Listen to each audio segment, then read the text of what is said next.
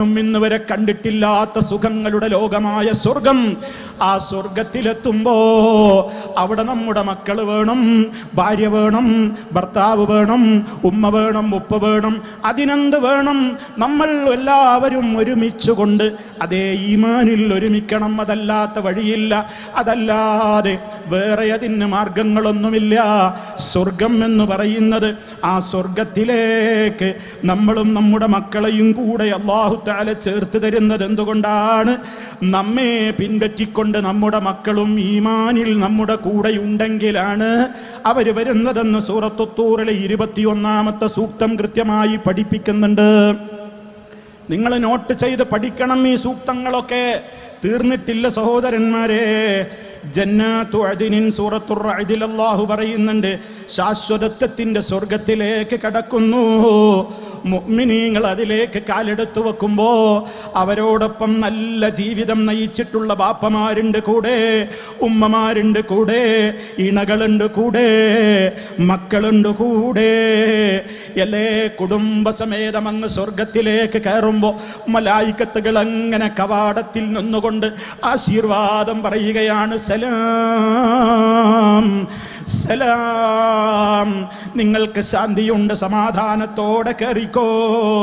എന്തേ കാരണം? ബിമാ സബർത്തും, നിങ്ങൾ ദുന്യാവിൽ ജീവിച്ചപ്പോൾ വല്ലാതെ സഹിച്ചവരാണ്. നാട്ടുകാരൊക്കെ ഭൂരിപക്ഷവും നിങ്ങളുടെ വിശ്വാസത്തിനെതിരായിരുന്നു.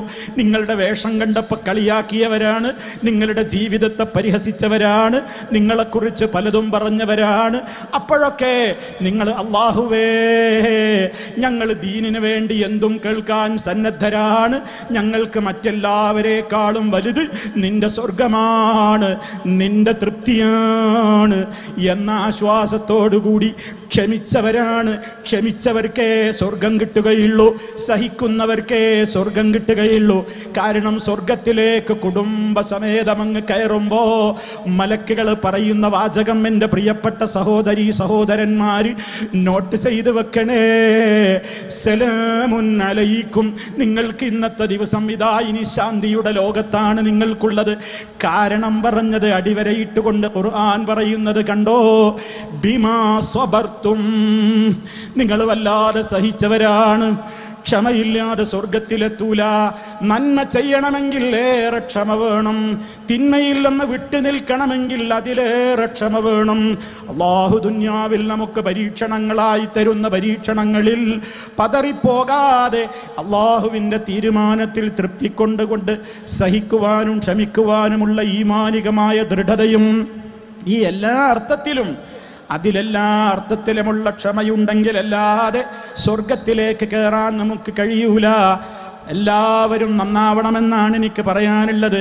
ആരുടെയെങ്കിലും കെയർ ഓഫിൽ രക്ഷപ്പെടാൻ ഒരാൾക്കും സാധിക്കൂല. ബാപ്പ നല്ലവനെന്നതുകൊണ്ട് മക്കൾക്ക് രക്ഷയില്ല.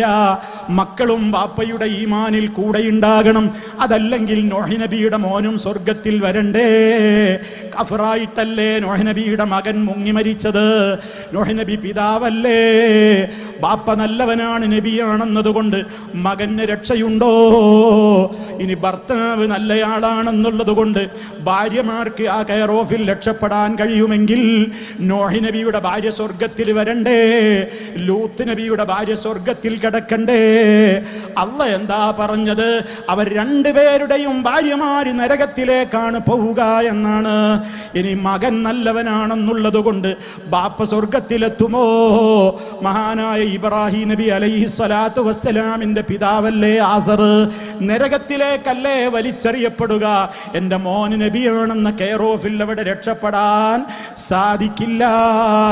ഇനി ഭാര്യ നല്ലവളായിരുന്നു എന്നുള്ളത് കൊണ്ട് ഭർത്താവിന് രക്ഷപ്പെടാനാകുമോ? ഞാനാണ് ലോകം നിയന്ത്രിക്കുന്ന മുദബ്ബിറുൽ ആലം, ഞാനാണ് റബ്ബുൽ ആലമീൻ എന്ന് പറഞ്ഞ ധിക്കാരിയായ ഏകാധിപതിയായ ഫറോവ എന്ന ഭരണാധികാരിയുടെ കിടപ്പറവം കിട്ട ആസിയ ബീവി. അല്ലാഹുവേ, ഉമ്മമാരെ, നിങ്ങൾ അങ്ങനെ ഒരു ദുആ ശ്രദ്ധിക്കാറുണ്ടോ? റബ്ബി ബിനിലി ഇൻദക ബൈതം ഫിൽ ജന്ന. അല്ലാഹുവേ, എനിക്കെന്റെ ഭർത്താവായ ഫറോവയുടെ കൊട്ടാരം വേണ്ട, ദുന്യാവിലെ തോഴിമാര് വേണ്ട, ഇവിടുത്തെ ഭക്ഷണം വേണ്ട, ഇവിടുത്തെ ആടയാഭരണങ്ങൾ വേണ്ട, എനിക്ക് നിന്റെ അടുക്കൽ ഒരു സ്വർഗത്തിൽ ഒരു വീട്. ഖുർആനിലില്ലേ ഉമ്മമാരെ, പെങ്ങളെ, നിങ്ങൾ വായിക്കാറുണ്ടോ ആ സൂക്തങ്ങൾ? അള്ളാഹു കൃത്യമായി പറയാണ്, ആസിയ ബീവിയുടെ പ്രാർത്ഥന, റബ്ബേ നിന്റെ അടുക്കൽ സ്വർഗത്തിൽ ഒരു വീടാണ് എനിക്ക് വേണ്ടത്. ആരാണ് ഈ ദുആ ചെയ്യുന്നത്? ചെറ്റക്കുടിലിൽ വളരുന്ന ഒരു ഉമ്മയല്ല, മറിച്ച് രാജ്യത്തിന്റെ ഭരണാധികാരി ചമഞ്ഞിട്ടുള്ള ഫറോവയുടെ കൊട്ടാരത്തിലെ രാജ്ഞിയായ ആസിയ ബീവിയാണ് റബ്ബിനോട് ചോദിക്കുന്നത്, റബ്ബേ എനിക്ക് നിന്റെ അടുക്കൽ സ്വർഗമാണ് വേണ്ടത്, ഈ ഫറോവയുടെ സുഖങ്ങളൊന്നും എനിക്ക് വേണ്ട എന്ന്. അപ്പൊ നോക്കൂ നിങ്ങൾ, ആ മഹദിയായ ആ ഭാര്യ നല്ലവരായിരുന്നു, അവര് സ്വർഗത്തിലേക്കാണ് പോകുന്നത്. ഫിർഔനിന് രക്ഷയുണ്ടോ? അപ്പൊ ഇനി ആരുടെ കാര്യമാണ് പറയേണ്ടത്? അതുകൊണ്ട് ഓരോരുത്തരും നന്നായിക്കോ.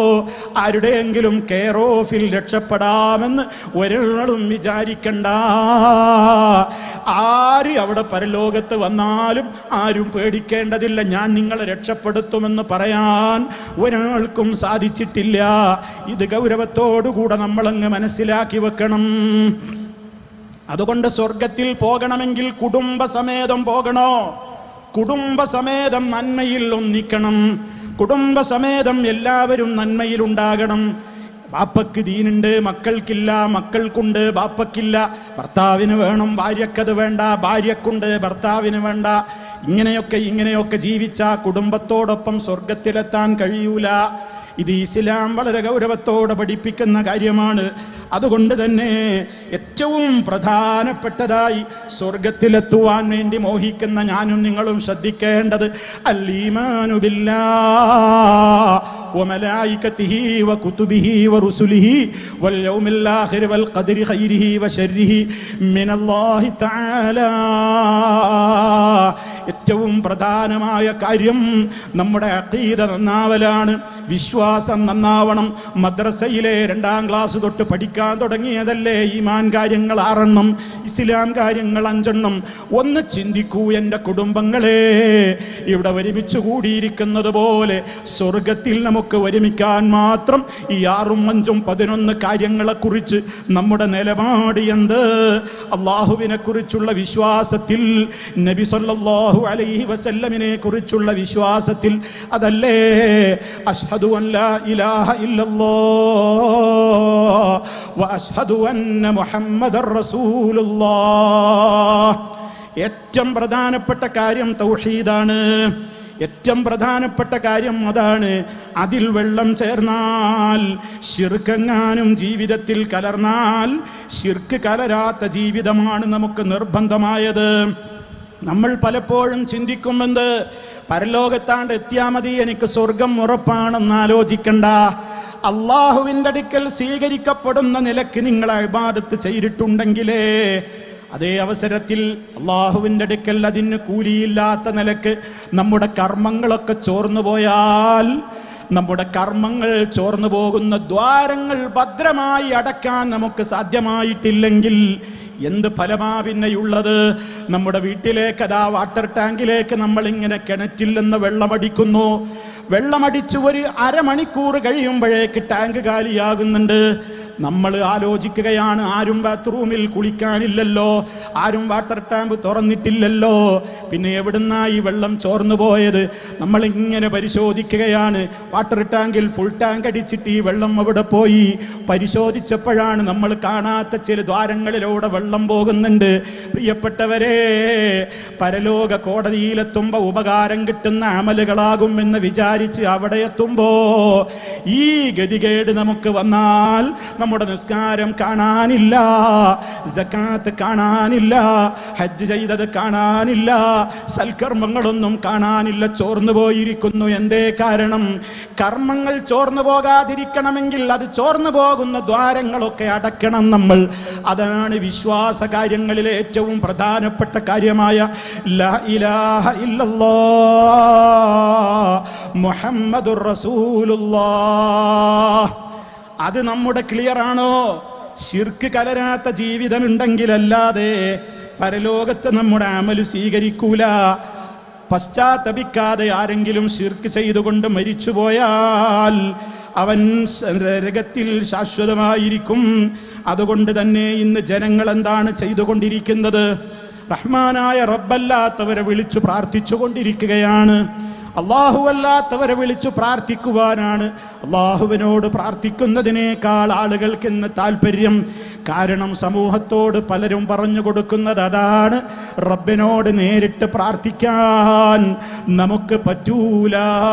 അതുകൊണ്ട് ഇടയാളന്മാരോടാണ് പ്രാർത്ഥിക്കേണ്ടത്, അവരോടാണ് നമ്മൾ ആദ്യം സങ്കടങ്ങൾ പറയേണ്ടത്. അങ്ങനെ പ്രയാസങ്ങളും ബുദ്ധിമുട്ടുകളും ഒക്കെ വരുമ്പോ അതേ ബദരീങ്ങളെ, മമ്പറത്തങ്ങളെ, മടവൂരുവോറേ എന്നിങ്ങനെ നിരന്തരമായി അല്ലാഹുവല്ലാത്തവരെ വിളിച്ച് പ്രാർത്ഥിച്ചു കൊണ്ടിരിക്കുന്ന ആളുകൾ പറയും, എന്തിനാ നിങ്ങളതൊക്കെ എതിർക്കുന്നത്? ഞങ്ങളതൊക്കെ അങ്ങനെ പറയുന്നുണ്ട് എന്നേയുള്ളൂ. അവരൊന്നും അള്ളയാണെന്ന് വിചാരിച്ചിട്ടല്ല. നമ്മളൊക്കെ ഇന്റമ്മേന്ന് വിളിക്കാറില്ലേ?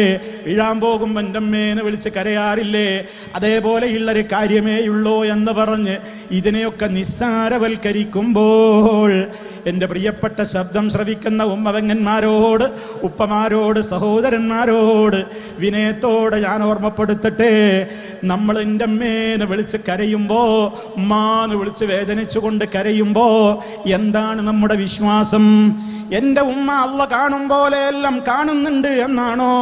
എൻ്റെ ഉമ്മ ഞാൻ എവിടെ നിന്ന് വിളിച്ചാലും അള്ള കേൾക്കും പോലെ കേൾക്കുമെന്നാണോ? എൻ്റെ ഉമ്മാക്ക് അള്ളാഹുവിനെ പോലെ എല്ലാം അറിയുമെന്നാണോ? അള്ള കേൾക്കും പോലെ കേൾക്കുമെന്നും അള്ളാഹു കാണുന്നത് പോലെ കാണുമെന്നും അള്ളാഹു അറിയുന്നത് പോലെ അറിയുമെന്നും അള്ളാഹു ഉത്തരം ചെയ്യുന്നത് പോലെ എനിക്ക് ഉത്തരം ചെയ്യുമെന്നും ഉമ്മാന്ന് വിളിക്കുമ്പോൾ നമ്മുടെ ചിന്തയിലുണ്ടോ? നമ്മുടെ വിശ്വാസത്തിലുണ്ടോ? അങ്ങനെ ആരെങ്കിലും എൻ്റെ അമ്മേന്ന് വിളിക്കുന്നുണ്ടെങ്കിൽ അതും ശിർക്ക് തന്നെയാണ്.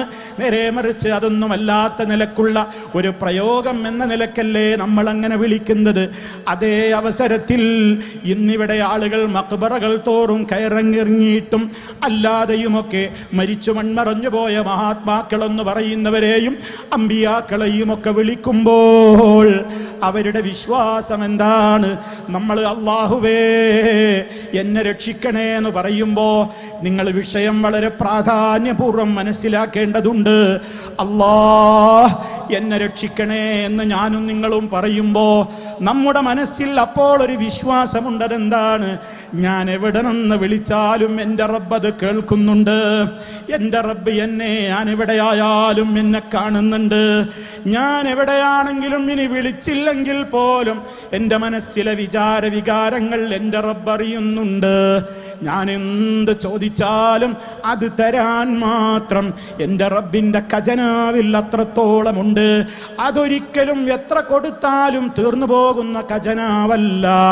എന്തിനും ഉത്തരം ചെയ്യാൻ എൻ്റെ റബ്ബിന് കഴിവുണ്ട്.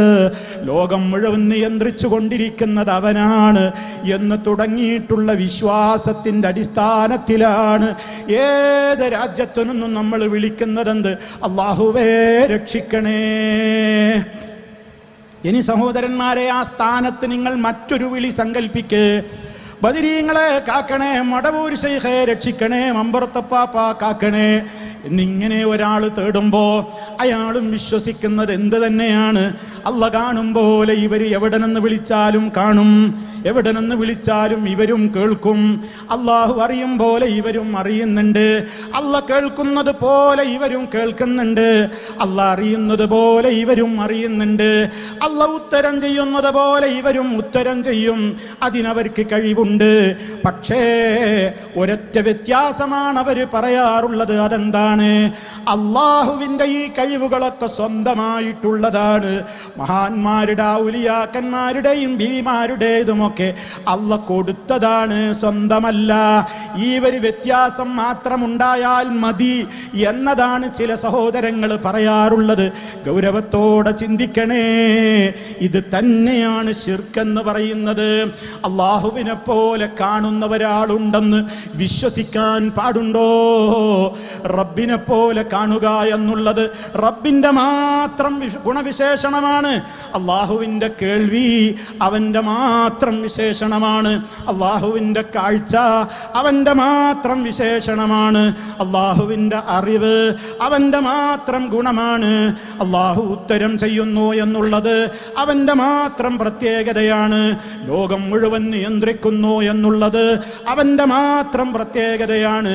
ആ കഴിവുകളൊന്നും അല്ലാഹു സുബ്ഹാനഹു വ തആല ഞാൻ കാണും പോലെ കാണാനും കേൾക്കാനും നിയന്ത്രിക്കാനും അറിയിക്കാനും സഹായിക്കാനും ഉത്തരം ചെയ്യാനുമൊക്കെ ഞാനിതാ നിങ്ങൾക്കൊക്കെ കഴിവങ്ങ് വിട്ടു തന്നിരിക്കുന്നു എന്ന് അല്ലാഹു ഏത് നബിയോടാണ് പറഞ്ഞത് പ്രിയപ്പെട്ടവരെ?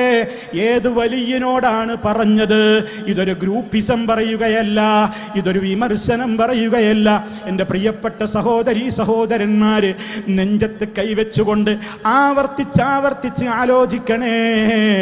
റഹ്മാനായ റബ്ബിന്റെ കോടതിയിലെത്തുമ്പോ ഞങ്ങൾക്കിതാരും പറഞ്ഞു തന്നില്ലല്ലോ എന്ന് ആരും വിലപിക്കരുത്. ഞങ്ങളോടിതാരും പറഞ്ഞില്ലല്ലോ എന്ന് റബ്ബിന്റെ അടുക്കൽ പറയാൻ ഇനി ഒരു ചാൻസ് ഇല്ലാത്ത നിലക്ക് വ്യക്തമായി ലളിതമായിട്ട് ഞാൻ എൻ്റെ പ്രിയപ്പെട്ട ബാംഗ്ലൂരിലെ പ്രവാസി നിവാസികളോട് ഓർമ്മപ്പെടുത്തുകയാണ്. റബ്ബ് കാണും പോലെ കാണുന്ന ഒരാളുണ്ടെന്ന് പറയാൻ ഇവിടെ ആർക്കാണ് അധികാരമുള്ളത്? അത് അല്ലാഹ് പറഞ്ഞതല്ലേ. ലൈസ കമിസ്ലിഹി ശൈഉൻ, അല്ലാഹുവിനെ പോലെ ഒന്നുമില്ല, റബ്ബിനെ പോലെ യാതൊന്നുമില്ല എന്ന് പറഞ്ഞാൽ പിന്നെ അല്ലാഹ് കാണും പോലെ ഇന്ന ഔലിയ കാണുമെന്ന്, ഇന്ന തങ്ങൾ കേൾക്കുമെന്ന്, ഇന്ന ബീവി അറിയുമെന്ന്, ഇന്ന വലിയ രക്ഷിക്കാൻ എത്തുമെന്ന്, ഇന്നയാൾ എൻ്റെ അടുക്കൽ ഉത്തരം ചെയ്യുവാൻ വേണ്ടി ഞാൻ വിളിക്കുന്നിടത്ത് എത്തിച്ചേരുമെന്ന് പറയാൻ ആർക്കാണ് അധികാരമുള്ളത്? ലോകം മുഴുവൻ നിയന്ത്രിക്കുവാൻ അതിൻ്റെ മുഴുവൻ കഴിവുകളും അതേ ഇന്ന വ്യക്തിക്കങ്ങ്, അതേ മടവൂർ ശൈഖിനും പലർക്കും അങ്ങനെ പല ഖുതുബുൽ ആലം എന്ന് പറയുന്നവർക്കും വിട്ടുകൊടുത്തിരിക്കുന്നു എന്ന് പറയാൻ ആർക്കാണ് പ്രിയപ്പെട്ടവരെ അധികാരമുള്ളത്?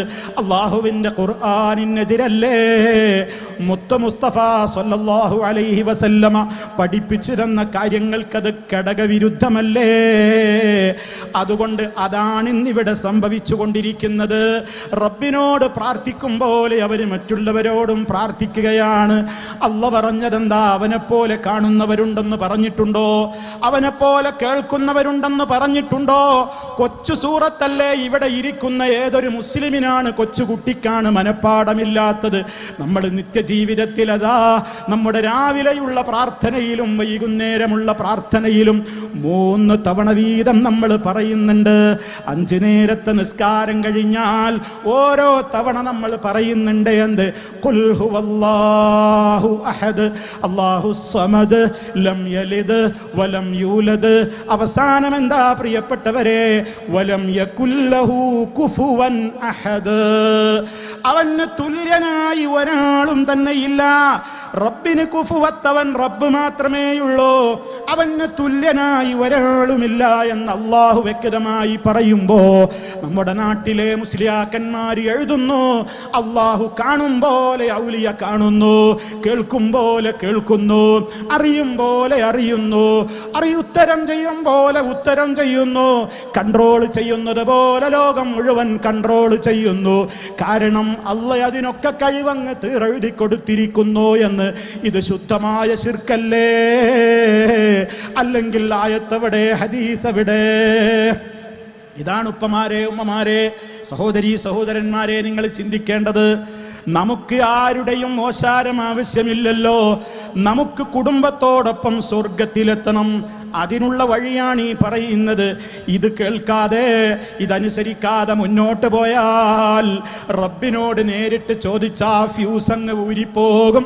അതേ ട്രാൻസ്ഫോമറിൽ നിന്ന് നേരിട്ട് ബൾബിലേക്ക് കണക്ഷൻ കൊടുത്താൽ ഫ്യൂസും ബൾബുകളുമൊക്കെ അടിച്ചു പോകും പോലെ നമ്മളിവിടെ ഇടയാളന്മാരോട് ചോദിക്കാതെ റബ്ബിനോട് നേരിട്ട് സാധുക്കളായ നമ്മളൊക്കെ അങ്ങ് പ്രാർത്ഥിക്കാൻ നിന്നാൽ ആകെ അപകടമാകും എന്നൊക്കെയുള്ള ഒരു നിലക്കും അർത്ഥമില്ലാത്ത ഉദാഹരണങ്ങൾ അള്ളാഹുവിന്റെ പേരിൽ വെച്ച് കെട്ടിക്കൊണ്ട് ജനങ്ങളെ പറഞ്ഞു പറ്റിച്ചിട്ട് റബ്ബിനോട് നേരിട്ട് ചോദിച്ചാൽ ഉത്തരം കിട്ടും എന്ന് ഉറപ്പില്ല. അതുകൊണ്ട് നമ്മളൊക്കെ പാവങ്ങളാണ്, സാധുക്കളാണ്. ഇടയാളന്മാരോട് ചോദിച്ചിട്ട് അവര് അള്ളാഹിനോട് ചോദിക്കലാണ് നമുക്ക് ഉത്തരം കിട്ടാൻ ഏറ്റവും നല്ലതെന്ന് എഴുതിവിട്ട ആളുകളെ, സഹോദരന്മാരെ, അത് അല്ലാഹു സുബ്ഹാനഹു വ തആല നമുക്ക് പൊറുക്കുന്ന കാര്യമാണോ? നിങ്ങൾ ആലോചിച്ചു നോക്ക്. റഹ്മാനായ റബ്ബ് അങ്ങനെ ഒരാൾക്കെങ്കിലും അങ്ങനെ എൻ്റെ പ്രാർത്ഥന സ്വീകരിക്കാൻ, അതാ നിങ്ങളോടാണ് അവരാദ്യം പറയേണ്ടത് എന്നിങ്ങനെ മരിച്ചു മൺമറഞ്ഞു പോയ മഹാത്മാക്കളെ വിളിച്ചുകൊണ്ട് പറഞ്ഞാലേ ഞാൻ സ്വീകരിക്കൂ എന്നൊരു നിയമം അള്ളാഹു വെച്ചിട്ടുണ്ടോ? നിങ്ങൾ ആലോചിച്ചു നോക്കൂ. ഒരിക്കലുമില്ല. നേർക്ക് നേരെ അള്ളാഹിനോട് പ്രാർത്ഥിക്കുന്നത് കപടന്മാരുടെ സ്വഭാവമാണെന്നാണ് ഇവിടെ പറയുന്നത് ചിലരൊക്കെ. നിങ്ങൾ ഗൗരവത്തോടെ ചിന്തിക്കണം. നേർക്ക് നേരെ അള്ളാഹിനോട് ചോദിക്കാൻ പാടില്ലത്രേ. അത് അഹ്ലുസുന്നയുടെ വിശ്വാസത്തെ വ്രണപ്പെടുത്തുന്ന കാര്യമാണത്രേ. നിങ്ങളൊന്ന് ആലോചിച്ചു നോക്കൂ. അങ്ങനെ ആരെങ്കിലും പടച്ചവരെ, റബ്ബേ, റഹ്മാനേ, റഹീമേ എന്നിങ്ങനെ അള്ളാഹുവിൻ്റെ അത്യുന്നതമായ ഉന്നതമായ നാമങ്ങളെ, ആ റബ്ബിൻ്റെ അസ്മാഉൽ ഹുസ്നകളിലൂടെ അള്ളാഹുവിനോട് നമ്മൾ ദുആ ചെയ്യുമ്പോ ആ റബ്ബത് കൃത്യമായി തന്നെ നമുക്ക് ഉത്തരം ചെയ്യുകയും ചെയ്യുന്നു. അങ്ങനെ നേരിട്ട് റബ്ബിനോട് പ്രാർത്ഥിക്കുകയാണ് വേണ്ടതെന്ന് പറയുമ്പോ അതൊക്കെ ഇസ്ലാമിന് വിരുദ്ധമായ പുത്തൻവാദമാണെന്ന് പറയുന്നത് എത്ര സങ്കടകരമാണ്. അത് കപടന്മാരുടെ സ്വഭാവമാണെന്ന് പറയൽ എത്ര വിഡ്ഢിത്തമാണ്. നിങ്ങൾ പരിശുദ്ധ ഖുർആനിലൊന്നെടുത്ത് പരിശോധിച്ചു നോക്കൂ. 25 നബിമാരുടെ പേരല്ലേ ഖുർആനിൽ അല്ലാഹു പഠിപ്പിച്ചു തരുന്നത്. ആദം അലൈഹിസ്സലാത്തു വസ്സലാം മുതൽക്ക് നമ്മൾ പേരെണ്ണി പറയുന്ന അവസാനത്തെ നമ്മുടെ മുത്ത് മുസ്തഫ മുഹമ്മദുൻ സല്ലല്ലാഹു അലൈഹി വഅലാ ആലിഹി വസഹ്ബിഹി അജ്മഈൻ, ആദ്യ പ്രവാചകരായ നബി സല്ലല്ലാഹു അലൈഹി വസല്ലം അടക്കമുള്ള 25ഓളം നബിമാർ, അവരുടെ വ്യത്യസ്തങ്ങളായ ഘട്ടങ്ങളിലുള്ള പ്രാർത്ഥനകൾ ഖുർആനിലില്ലേ? എനിക്ക് വിശദീകരിക്കാൻ സമയമില്ല, ഞാൻ ചില സൂചനകൾ പറയുകയാണ്.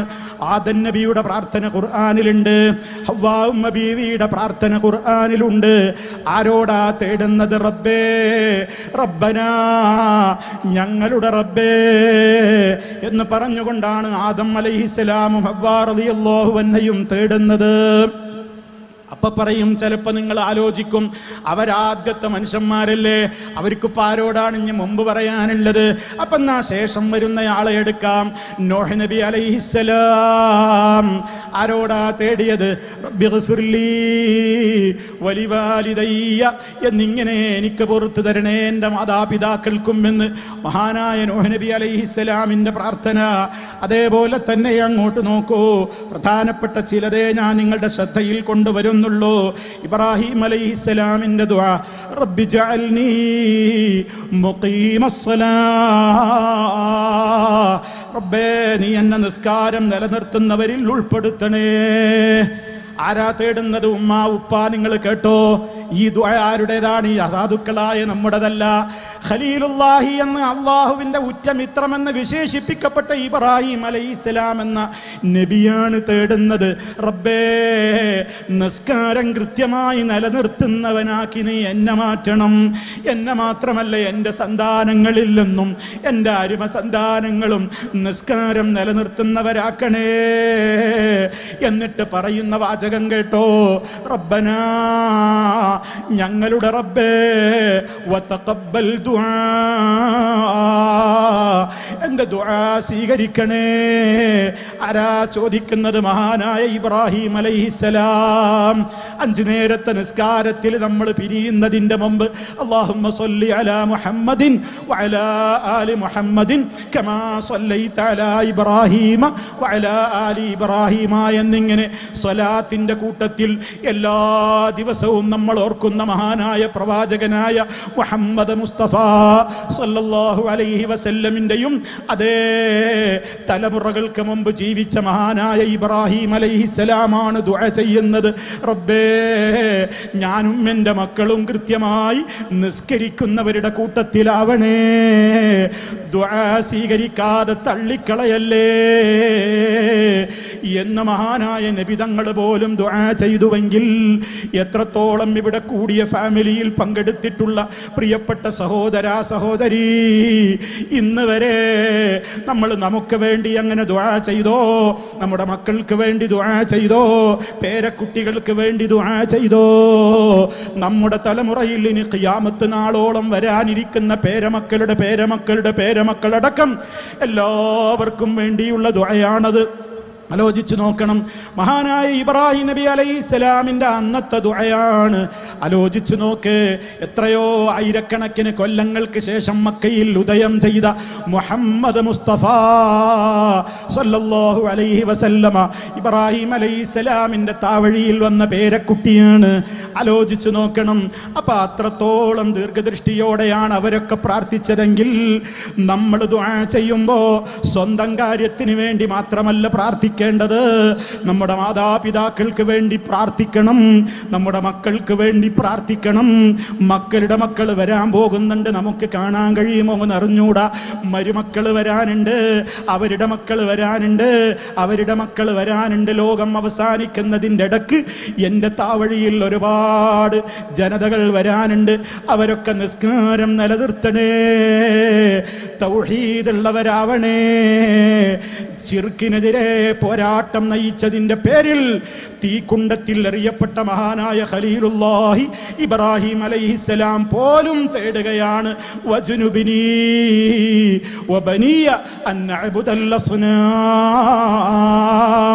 അല്ലാഹുവേ, നരകത്തിൽ ശാശ്വതമായി മനുഷ്യൻ എരിഞ്ഞു തീരാൻ, അതിൽ തന്നെ കാലാകാലം താമസിക്കാൻ ഇടയാക്കുന്ന ശിർക്കുണ്ടല്ലോ, അതെന്റെ ജീവിതത്തിൽ വരരുതേ, എൻ്റെ മക്കളുടെയും അവരുടെ അങ്ങോട്ടുള്ള തലമുറയിലും വരരുതേ എന്ന് ഇബ്രാഹിം അലൈഹിസ്സലാം പ്രാർത്ഥിച്ചുവെങ്കിൽ, ഉപ്പമാരെ, ഉമ്മമാരെ, രക്ഷിതാക്കളെ, കുടുംബങ്ങളെ, നമ്മളൊക്കെ എത്രത്തോളം നമ്മുടെ മക്കൾക്കത് പഠിപ്പിച്ചിട്ടുണ്ട്, നമ്മുടെ ഭാര്യക്കത് പകർന്നിട്ടുണ്ട്, ഭർത്താവിനത് പറഞ്ഞു മനസ്സിലാക്കി കൊടുത്തിട്ടുണ്ട്, ഉപ്പയോട് പറഞ്ഞിട്ടുണ്ട്, ഉമ്മയോട് പറഞ്ഞിട്ടുണ്ട്. അവിടെയൊക്കെ അവർ നമ്മുടെ കൂടെ സ്വർഗത്തിൽ വേണ്ടേ? അതെ, ഈ ലോകത്ത് നമുക്കൊരു തീ കാണുമ്പോ എന്ത് പേടിയാണ്. നമ്മുടെ കുഞ്ഞു മോനോ മോളോ സ്റ്റവിലേക്ക് കൈ നീട്ടിയാൽ ഏതുമ്മയാണ് കൈപിടിച്ച് വലിക്കാത്തത്? അതേ, കത്തിയാളുന്ന വീടിന്റെ ഉള്ളിൽ നിന്ന് ജീവനെ പോലും പണയം വെച്ചുകൊണ്ട് അരുമ മക്കളെ പുറത്തേക്കെടുത്ത് ഓടുന്ന രക്ഷിതാക്കളുടെ മനസ്സിലെ വികാരം എന്താ? ഞാൻ കത്തിയാലും എൻ്റെ മക്കള് കത്തരുതെന്നല്ലേ? ഒരു ദുന്യാവിലെ തീയാണെങ്കിൽ ഈ തീയോടൊപ്പം ഒരു 69 ഇരട്ടി കൂടി ചൂടുള്ള നരകത്തിലെ തീയിലേക്ക് നമ്മുടെ മക്കള് പോണോ? ബാപ്പ പോണോ? ഉമ്മ പോണോ? ഭർത്താവ് പോകണോ? ഭാര്യ പോകണോ? പോകണ്ടെന്നാണെങ്കിൽ ഇത് ശ്രദ്ധിച്ചേ പറ്റൂ.